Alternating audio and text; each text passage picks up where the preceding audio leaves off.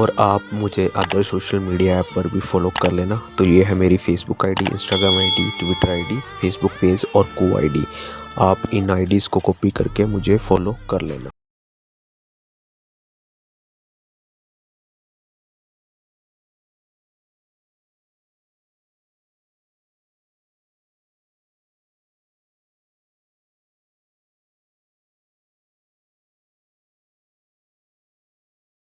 तो साहब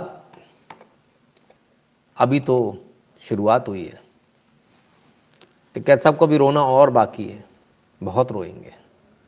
और मोदी ने गेम जो पलटा है वो किस कदर पलटा है, आइए देखिए।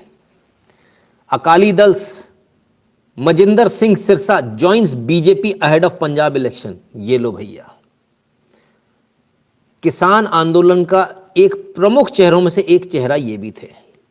नाम है मजिंदर सिंह सिरसा।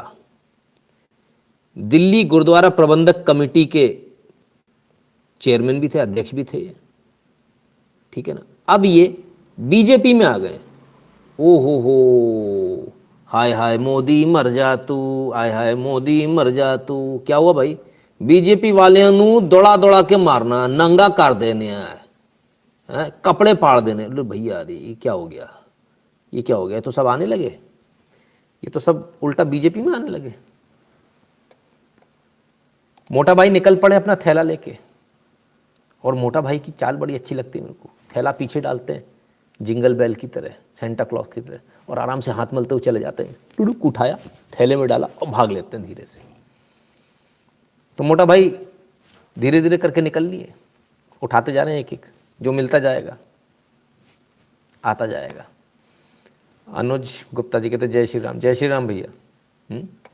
तो भाई ये तो बड़ा दिक्कत हो गया यार, अब क्या करें, देखें जरा। Akali leader and Delhi Sikh gurdwara management committee chief Manjinder Sirsa joins BJP. Lahore पे बिल्ला कूदत। अब क्या करें भैया, ये तो बहुत ही दिक्कत हो गई भाई। अब लोग कह रहे पता नहीं फर्जी न्यूज़, सही बात है, इन लोगों का कोई भरोसा नहीं, लोग फेक न्यूज़ भी डाल सकते हैं। चलो भाई एजेंसी के पास चलते हैं सीधे, ANI।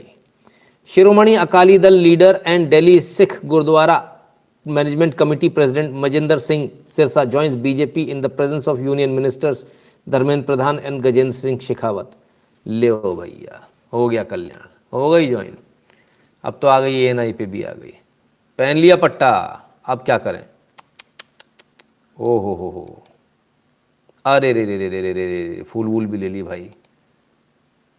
मोदी जी से इतने प्रभावित हुए, मोदी जी ने सिखों के लिए इतने काम किए, उससे प्रभावित होके सिरसा साहब आ गए आज। कहते जी मोदी जी ने बहुत काम किए, बहुत प्रभावित हूं।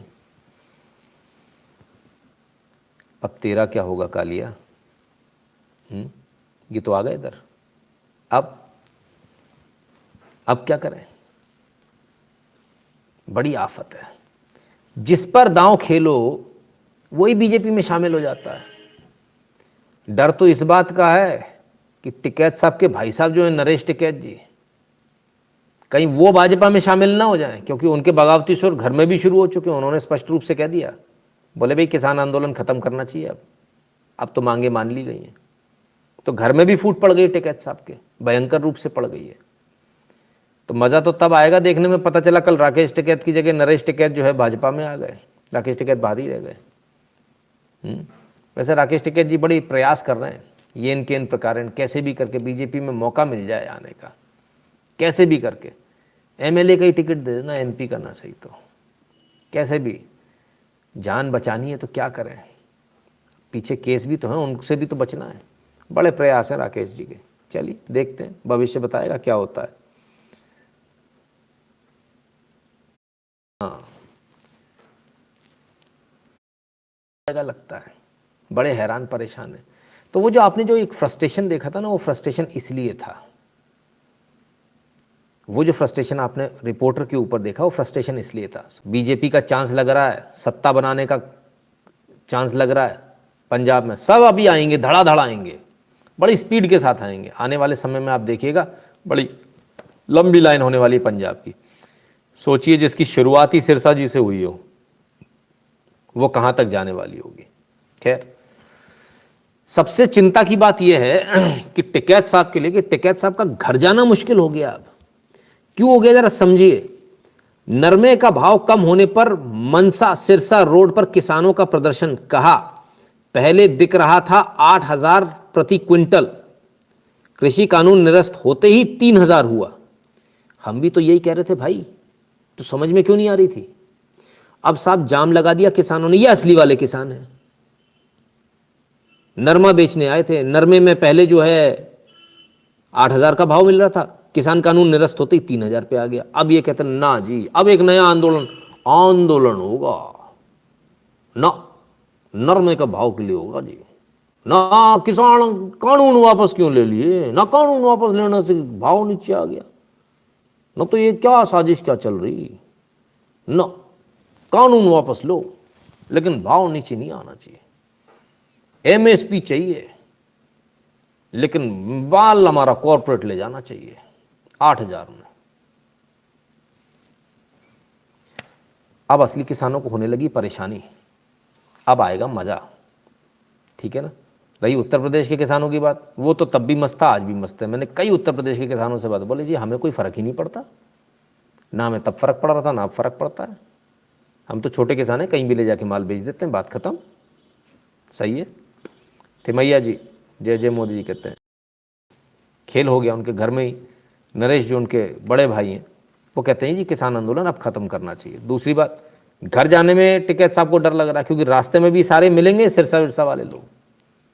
वो लट्ठे तेल पे लाए बैठे हैं लट्ठे को, बोले आण दो इसको। इसके चक्कर में हमारा नुकसान हो गया। जो नरमे का भाव पहले 8,000 था वो अब 3,000 रुपये हो गया जैसे ही वापस हुए बिल।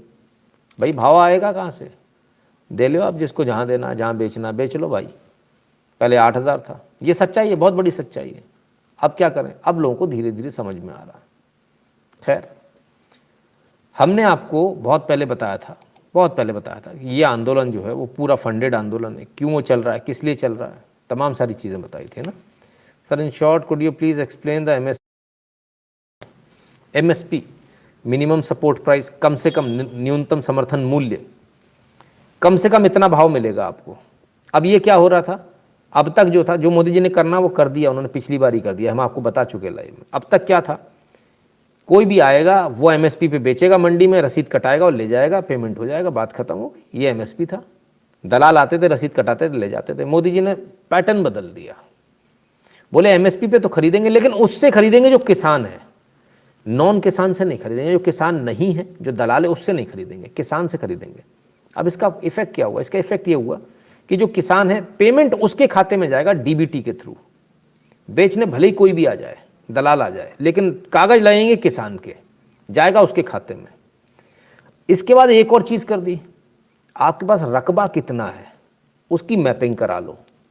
तो अब तक कोई भी एक दलाल आता था, कहता जी 40 टन तोल लो, 4 ट्रक ले आया 10-10 टन के, बोले 40 टन तोल लो, 40 टन का एमएसपी की रसीद कटाई, पैसा आ जाएगा। पहली बात तो अब वो पैसा किसान के खाते में जाएगा। दूसरी बात, सरकार ये देखेगी भाई मैपिंग कर दी उसकी ज़मीन की, तेरे पास तो 1 ही बीघा है ना, तो 40 टन कहाँ से ले आया भाई तू, 1 बीघा में कितना होता है, 2-4 कुंटल ले जा, 2-4 कुंटल का एमएसपी का रेट, खेल खत्म। बाकी खरीदेगी नहीं सरकार।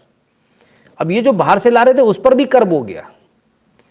मध्य प्रदेश ने चालू कर दिया, और उन्होंने क्या किया, जब एमएसपी की खरीद चालू रहेगी तब तब उन्होंने अपने सारे गोडाउन सील कर दिए। उस गोडाउन से माल नहीं निकलेगा, किसी भी कीमत पे नहीं निकलेगा। तो जो एमएसपी पे माल खरीद कर जो गोडाउन में रखा जाता था, वही माल उठाकर फिर दे दिया जाता था, ये ले जाते थे और वहाँ दोबारा से 1880 में बेचते थे। वो खेल खत्म हो गया, वो भी खत्म हो गया। यानी जो पंजाब का बेच रहे थे अनटिशंट दलाल, पहली बात तो दलाल बेच ही नहीं पाएगा, बेचने भी आए तो पैसा जो है सीधा सीधा जाएगा किसके खाते में, किसान के खाते में। किसान के खाते में भी जाएगा तब जाएगा जब वो देखेंगे रकबा कितना था। अगर मान लो आप 10 टन तोलवा भी गए, कोई फ़ायदा नहीं होने वाला। वो कहेंगे भाई 1 बीघा ज़मीन है तुम्हारे पास में, तो 10 टन कहाँ से ले आया तू, पेमेंट 1 बीघा का हो, 1 बीघे में जितना होता उतना ही होगा, बाकी माल वापस ले जाना अपना। तो वो खरीद नहीं होने वाली, प्राइमरीली वहीं नहीं खरीदी जाएगी। ठीक है ना। Nitin ji, there is a presumption that every opposition member who joins BJP his misdeeds will be forgiven. Do you think? किसी को नहीं छोड़ा। ठीक है, जो आए या जाए कुछ भी हो, जिसके केस खुले उस पर जो निर्णय होना वो एज पर रूल काम होता है। अपने सगे से सगे के लिए मोदी जी ने कभी काम नहीं किया। खैर ठीक है, तो ये बेबुनियाद आरोप है। तो क्लियर समझ में आ गया दो चीज़ें, एक तो दलाल से नहीं खरीदेंगे, किसान के खाते में डायरेक्टली जाएगा। अब इससे होगा क्या, दलालों ने किसानों को पैसा दे रखा है। अब तक दलाल उससे पूरा सामान ले लेता था और किसान उसके चक्कर काटता था, क्योंकि फसल बेची 5 लाख की, उधार लिया था 50,000। अब वो 4.5 के लिए उसको चक्कर, अरे अभी तो आया ही नहीं है पैसा, चल जा रे, अभी तो आया नहीं, चल फूट, अरे अभी आया ही नहीं है, कहाँ आ गया तू रोज मुंह उठा के चलाता, अभी पैसा आया ही नहीं, जब आएगा तो बता देंगे, रोज रोज चलाता, भग यहाँ से, भगा दिया। अब स्थिति पलट गई। पैसा दिया किसने उधार, दलाल ने। खाते में किसके गया, किसान के। अब किसान को देना दलाल को, यानी जो किसान अब तक चक्कर लगा रहा था दलाल के, अब दलाल चक्कर लगाएगा किसान के, और किसान कहेगा अभी तो आया ही नहीं है, अभी तो आया ही नहीं है, जब आएगा तब दे दूंगा। बैंक में इतनी हैसियत नहीं, क्यों बता देगी पैसा आ गया, बता दिया तो मैनेजर गया काम से। तो स्थिति जो परिस्थिति है वो बिल्कुल ठीक उल्टी हो गई बॉस। तो किसान बिल वापस ले लो, चाहे कुछ भी कर लो, जो करना था वो तो कर लिया मोदी जी ने, इसलिए सारी परेशानी है। और आप मुझे अदर सोशल मीडिया ऐप पर भी फॉलो कर लेना। तो ये है मेरी Facebook ID, Instagram ID, Twitter ID, Facebook page और को आईडी। आप इन आईडीज़ को कॉपी करके मुझे फॉलो कर लेना। आंदोलन है और इसका मैं जो बेस कहानी आपको बता देता हूँ। ये आंदोलन आज से 2 साल पहले इसकी नींव रखी गई थी, क्योंकि हमारे पास पहले जो है ना कनाडा से दाल आया करती थी इन खालिस्तानियों के, वहाँ पर बड़े बड़े जो शोरूम, बड़े बड़े जो है ना ये कृषि फार्म हैं और बड़े बड़े गोदाम हैं। वो दाल जो है 2 साल पहले से मोदी जी ने लेकर आनी बंद कर दी है धीरे धीरे। आज वो वहां से बिल्कुल बंद हो चुकी है। हमारे किसानों द्वारा पैदा की हुई दाल जो है ना हम खा रहे हैं, ये उन लोगों को सैन्य, क्योंकि उनके गोदाम हो गए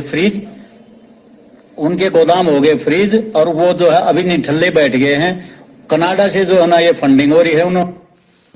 तो साहब क्या बताया था आपको, याद आया, मटर दाल, डॉलर चना बताया था, याद है? सब कहाँ से आ रहा है, कब बताया था, शायद जनवरी में पिछले साल। जो तब बताया था वही आज अब लोगों को समझ में आ रहा है, वही समझ में आ रहा है।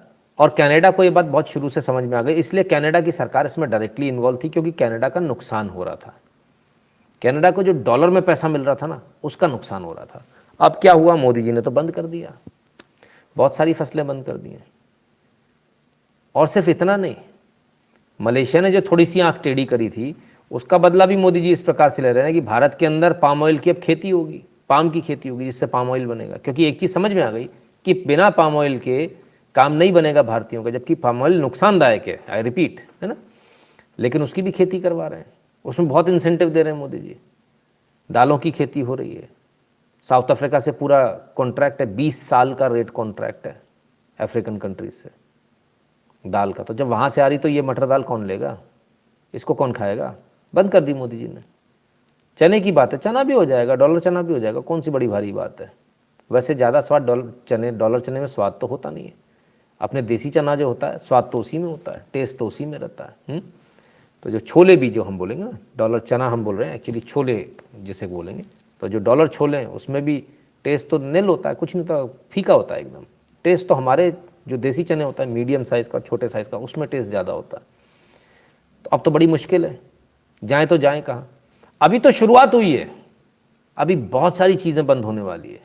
तो जो लोग कनाडा में बैठ के फंडिंग कर रहे थे, उनके लिए एक बड़ी बुरी खबर ये है कि सर आपके हाथ में कटोरा आने वाला है, उसके लिए अब तैयार रहिएगा। आपने बहुत दंगा भारत में करवा लिया। ये बेसिकली सिर्फ खालिस्तान का मूवमेंट नहीं था, इसमें बहुत सारे लोगों के बहुत सारे इंटरेस्ट थे, बड़े बड़े जो फार्मर्स थे, बड़े बड़े जो लोग थे, उनके इंटरेस्ट थे। वो इंटरेस्ट जो है मोदी जी के चक्कर में ख़त्म हो रहे हैं, बंद हो रहे हैं। तो अब उसको क्या करें, कमा नहीं पा रहे, तो आंदोलन करो, भारत की अर्थव्यवस्था को ख़राब करो, तो भारत मजबूर हो जाएगा। जब वो कमज़ोर हो जाएगा तो हमसे ही खरीदेगा, तो जब हमसे खरीदेगा सारी फसलें तो बात ख़त्म, पैसा तो भारत का हमारे पास आ ही जाएगा ना। इसलिए सारी फंडिंग थी। आप समझते हो ना, इन्वायरमेंट के नाम पे क्या होता है, आपके बड़े बड़े पावर प्रोजेक्ट रुकवा दिए जाते हैं भारत के अंदर, है ना। इन्वायरमेंट के नाम पर क्या होता है, आपके स्टील प्रोजेक्ट के नाम पर क्या होता है, आपके steel project, copper, India net exporter था कॉपर का। चाइना ने फंडिंग करके आपके यहाँ की खदानों को बंद करा दिया और अब आप चाइना से कॉपर खरीद रहे हो, उसका फायदा हो गया। इसीलिए तो उसने पैसा दिया था।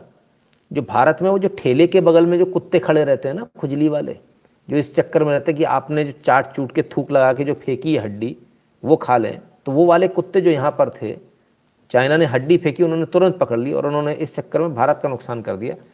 जिस ठेले पर बैठते थे उस ठेले वाले को ही काट लिया। तो ये असलियत है। और अब चाइना, जो चाइना ने कुछ 50-1 करोड़ रुपए जो खर्च किए होंगे फंडिंग में, उसके मुकाबले में वो 50,000 नहीं 5 लाख करोड़ रुपए भारत से कमा रहा है। ठीक है, तो ये सच्चाई है। आइए और सुन लें जरा, और इन्होंने क्या कहा। जो हमने आपको बताया वही चीज़ आज निकल कर आ रही है 1 साल बाद उनकी। और ये सारे फंड के ऊपर चल रहे हैं। इनको जो है किसानों से कोई मतलब नहीं है। हिंदुस्तान के अंदर 92% जो है ना 2.5 किले या 2 किले वाले किसान हैं। वो बेचारा अगर यहाँ आके बैठेगा तो उसको बच्चों को कौन पालेगा, ये सोचने वाली बात है। यहाँ सब जो है ना आड़ती बैठे हैं, आड़ती अपना ही पैसा लगा रहे हैं। कनाडा से जो खालिस्तान से जो पैसा आ रहा है, फंडिंग हो रही है, वो पैसा भी लगा रहे हैं। यहाँ हर तरह का आदमी है, यहाँ बेबिचारी भी हैं। और आपने देखा होगा टीकरी बॉर्डर के ऊपर एक लड़की के साथ बलात्कार किया गया, फिर ट्रेन में जाके बलात्कार किया, फिर उसका मर्डर किया गया। कसार का एक जो है ना किसान इनके पास जब भूला भटकाया गया था, उसका इन्होंने शराब पिला करके मर्डर किया गया। अभी 2 दिन पहले जो है ना लखविंदर सिंह जो है ना पंजाब का जो तरन तारण का जो है ना एक इन निहंगों के साथ महीनों से रह रहा था, उसकी जो है ना हाथ काट के पैर काट के सब जो है ना बैरिकेड के ऊपर लटका करके वो बुरी हालत के 3 घंटे तक वो मौत मांगता रहा कि मेरे को तड़पाओ मत तड़पाओ, मैंने मुझे मौत दे दो। लेकिन उन्होंने तड़पा के उसको जो है सवेरे 3 घंटे के बाद मार के टांग दिया। सर, इसको क्या किसान आंदोलन कह सकते हैं? जो जिस तरह जिस अराजकता तत्वों ने जिसको पूरा तरह से कब्जा कर लिया इन पे, किसान आंदोलन का कोई मतलब नहीं है। इसमें किसान कोई नहीं है यहाँ पर। यहाँ सिर्फ अराजक तत्व जो देश को खोखला करना चाहते हैं वो बैठे हुए हैं। ये सिर्फ ये चाहते हैं कि अगर हम खुद उठे तो तुम्हारी जो है ना हंसी होगी, बेइज्जती होगी, तुम्हारे को कोई पूछ। तो मोदी जी डंडा चलाओ, गोली चला दो। हमने पिछली बार भी कहा था, खुद नहीं उठेंगे, गोली चला दो मोदी जी, गोली चला दो बस, कैसे भी करके गोली चला दो, प्लीज़ मोदी जी गोली चला दो बस। ये वाली स्थिति है। खैर चलता रहेगा। जो आपको तब बताया था वो अभी सही है, क्लियर है, 1 साल बाद भी। ठीक है, तो ये चीज़ें चलती रहेंगी बॉस। गुंडागर्दी, आइए इनकी गुंडागर्दी और दिखाऊं। इनकी गुंडागर्दी अब कंगना रनौत के घर तक पहुंच गई। आइए ज़रा, रात के अंधेरी रात 12-1 बजे उसके घर के पास पहुंच गए कुछ लोग, और क्या हुआ देखें।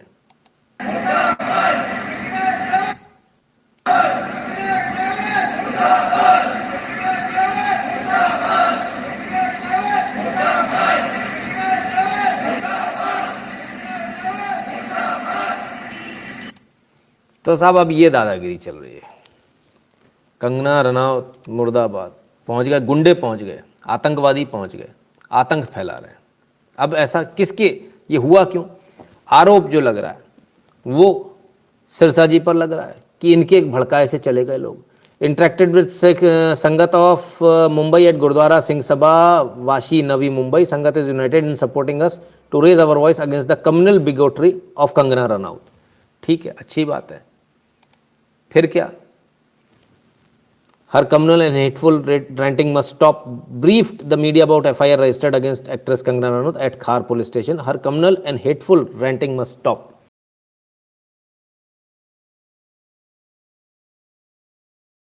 तो बस यार, आज के वीडियो में इतना ही। आई होप वीडियो आपको अच्छी लगी होगी और अच्छे से समझ पाए होंगे। वीडियो को लाइक शेयर कर देना और चैनल पे रहे हो तो यार सब्सक्राइब जरूर कर लेना और press the bell icon button, ताकि मेरे आने वाले इस तरह के न्यू अपकमिंग वीडियो की नोटिफिकेशन आपको मिल पाए। और आप मुझे अदर सोशल मीडिया ऐप पर भी फॉलो कर लेना। तो ये है मेरी Facebook ID, Instagram ID, Twitter ID, Facebook page और को आईडी। आप इन आईडीज़ को कॉपी करके मुझे फॉलो कर लेना। और कमेंट सेक्शन पे अपना फीडबैक ज़रूर देना वीडियो के बारे में, ताकि वीडियो में अगर कोई कमी हो तो मुझे पता लग पाए और नेक्स्ट वीडियो में इम्प्रूवमेंट कर पाऊँ। तो प्लीज़ फीडबैक ज़रूर देना। तो मिलते हैं फिर नेक्स्ट वीडियो में, तब तक के लिए टेक केयर, गुड बाय।